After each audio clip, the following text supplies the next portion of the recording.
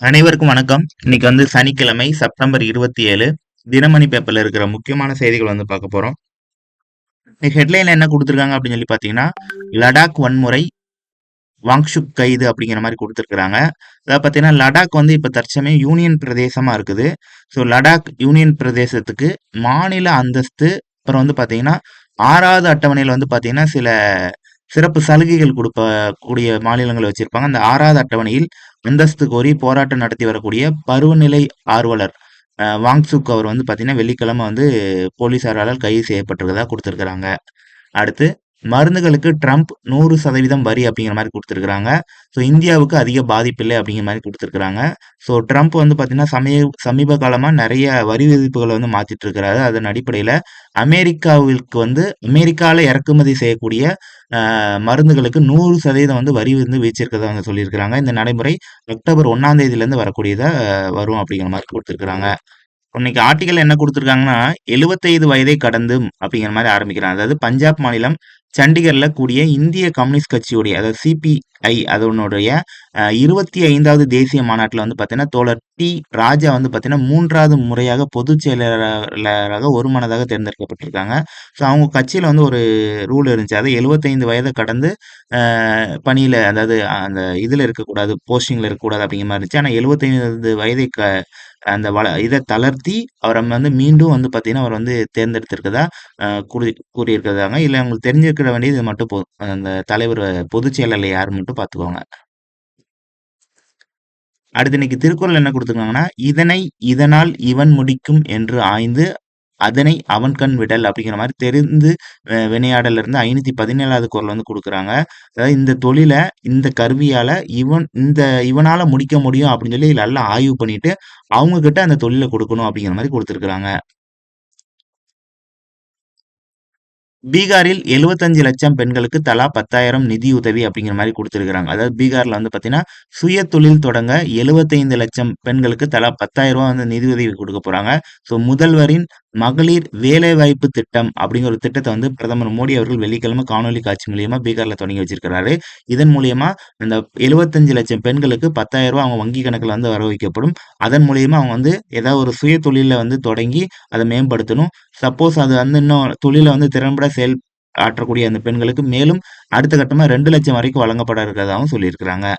Attorney general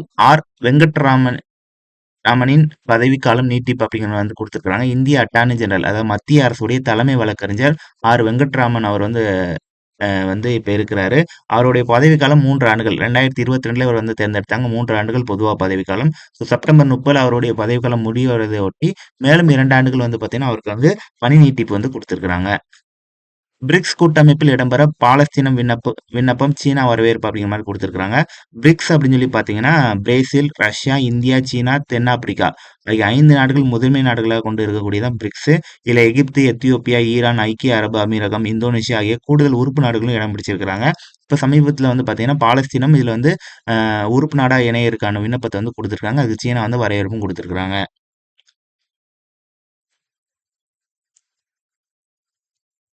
பிரதமர் மோடியுடன் Russia துணை பிரதமர் சந்திப்பு அப்படிங்கிற மாரி குடுத்திருக்காங்க. இருதரப்பு ஒத்துழைப்பை மேம்படுத்த ஆலோசனை அப்படிங்கிற மாரி குடுத்திருக்காங்க. டெல்லியில பார்த்தீங்கன்னா, பிரதமர் நரேந்திர மோடி அவர்கள் பார்த்தீங்கன்னா, ரஷ்ய துணை பிரதமரான திம்ரி பத்ரு அவர் பார்த்தீங்கன்னா, வியாழக்கிழமை இரவு சந்திச்சு பேசியிருக்காரு. அப்போது வேளாண்மை, உரங்கள், உணவு பதப்படுத்தல் உட்பட்ட அ பல துறைகள்ல பார்த்தீங்கன்னா, பரஸ்பர நலன் சார்ந்த துறைகளில் இருதரப்பு ஒத்துழைப்பை மேம்படுத்த வேண்டும் அப்படிங்கிற மாரி டிஸ்கஷன் போயிருக்குது. இது போக பார்த்தீங்கன்னா, அமெரிக்கா எச்சரிக்கையை மீறி ரஷ்யாட்ட இருந்து வாங்கக்கூடிய கச்சா எண்ணெய் கொள்முதல் செய்வதற்கு இந்தியா 50% இறக்குமதி வச்சிருந்தாங்க. அத பத்தின டிஸ்கஷனும் அங்க போயிருக்கு.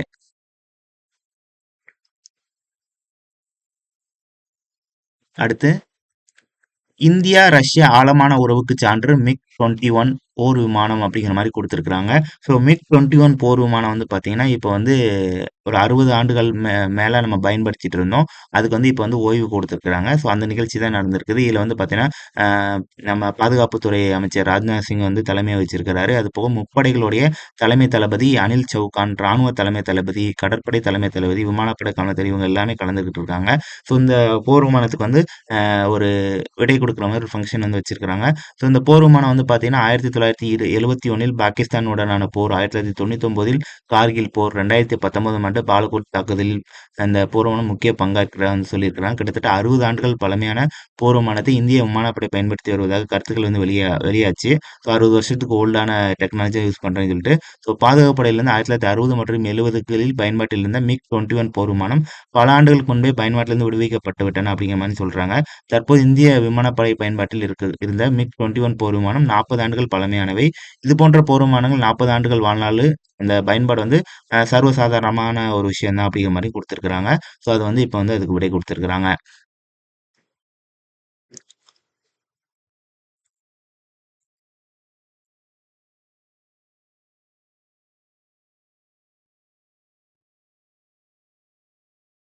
ஸோ நிசங்கா அதிரடி சதம், சூப்பர் ஓவரில் இந்தியா வெற்றி அப்படிங்கிற மாதிரி கொடுத்திருக்காங்க. அதாவது ஆசிய கோப்பை கிரிக்கெட் போட்டியில் இந்தியா, இலங்கை மோதிய 18வது ஆட்டம் வந்து வெள்ளிக்கிழமை டை ஆயிடுச்சு. அதுக்கப்புறம் சூப்பர் ஓவர்ல இந்தியா வந்து வெற்றி பெற்றதா கொடுத்திருக்காங்க.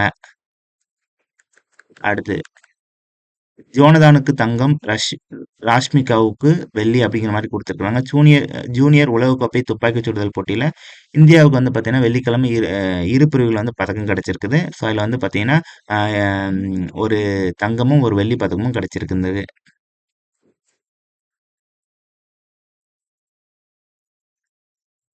ஹமாஸ் போற அந்த ஹமாஸை அமைப்பை ஒழிக்கும் வரை போர் ஓயாது அப்படிங்கிற மாதிரி ஐநாவில் நெதன்யாகு வந்து சொல்லியிருக்கிறாப்புல. ஸோ ஐநா பொது சபையில் 80வது அமர்வுல வந்து பார்த்தீங்கன்னா இந்த மாதிரி அவர் வந்து பேசியிருக்கிறாரு. அதாவது ஹமாஸ் அமைப்பை முழுமையாக அழிக்கும் பணி நிறைவடையும் வரை போர் நிறுத்தப் போவதில்லை என்று ஐநா பொது சபையில் இஸ்ரேலுடைய பிரதமர் பெஞ்சமின் நெதன்யாகு வந்து சொல்லியிருக்கிறாப்புல.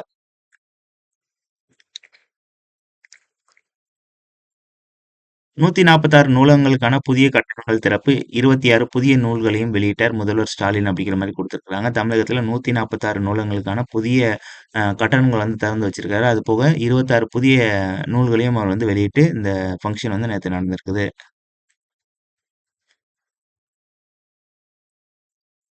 ஸோ நாளை குரூப் 2 முதல்நிலை தேர்வு 645 பணியிடங்களுக்கு 5.53 லட்சம் பேர் போட்டி அப்படிங்கிற மாதிரி கொடுத்திருக்காங்க. தமிழ்நாடு முழுவதும் ஞாயிற்றுக்கிழமை அதாவது செப்டம்பர் 28ஆம் தேதி நடைபெறும் குரூப் 2 பணியிடத்துல வந்து பார்த்தீங்கன்னா மொத்தம் 645 போஸ்ட். கிட்டத்தட்ட அதில் வந்து பார்த்தீங்கன்னா ஆண்கள் வந்து ஒரு 2,12,000 பேரும், பெண்கள் 3,40,000 பேர், கிட்டத்தட்ட ஒரு 5,53,000 பேர் வந்து இதில் எழுதிருக்கிறதா சொல்லியிருக்கிறாங்க. ஸோ அவ்வளோதான் இன்னைக்கு இருக்கிற செய்திகள். தேங்க்யூ.